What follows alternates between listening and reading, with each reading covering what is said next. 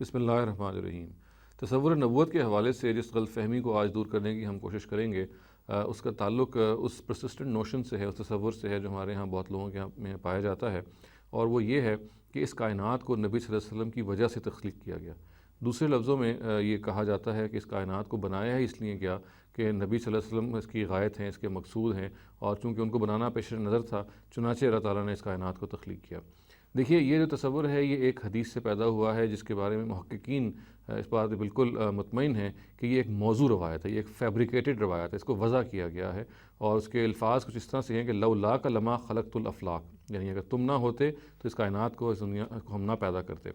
تو یہ اس روایت کے بارے میں ہمیں معلوم ہے کہ جو محققین ہیں وہ کہتے ہیں کہ یہ موضوع روایت ہے، یہ وضع کی ہوئی ہے، یہ کنکاکٹڈ ہے، فیبریکیٹڈ ہے، اور اس کی بنیاد پہ کوئی تصور قائم نہیں کیا جا سکتا۔ چنانچہ ہم یہ کہہ سکتے ہیں کہ یہ روایت چونکہ درست نہیں ہے، روایت سرے ہی سے ثابت نہیں ہے، لہٰذا جو یہ مضمون بیان کر رہی ہے کہ اس کائنات کو خداوند تعالیٰ نے اس لیے بنایا کہ نبی صلی اللہ علیہ وسلم کو پیدا کرنا پیش نظر تھا، تو یہ بات کسی طرح سے درست نہیں ہے۔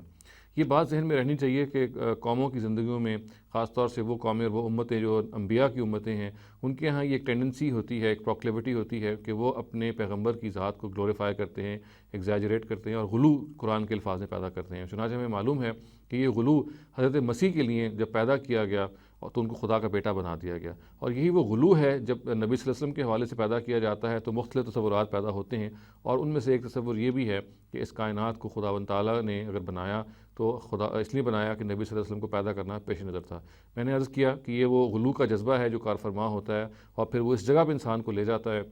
کہ وہ اس کی تسلی نہیں ہوتی کہ اس کا جو پیغمبر ہے اس کو انسان رہنے دیا جائے، وہ اس کو سپر ہیومن یعنی فوق البشر بنانے کی وہ کوشش کرتے ہیں۔ اور جیسے کہ اس حدیث سے ظاہر ہو رہا ہے، اس کے بارے میں محققین کی رائے میں نے آپ کو بتا دی کہ یہ ایک موضوع، ایک فیبریکیٹڈ، ایک کنکاکٹڈ روایت ہے، اس کی کوئی بنیاد نہیں ہے، یہ گھڑی ہوئی روایت ہے، اس کی کوئی اصل نہیں ہے، لہٰذا ہم اس تصور کے بارے میں اطمینان سے کہہ سکتے ہیں کہ قرآن و حدیث میں اس کی بالکل کوئی بنیاد نہیں۔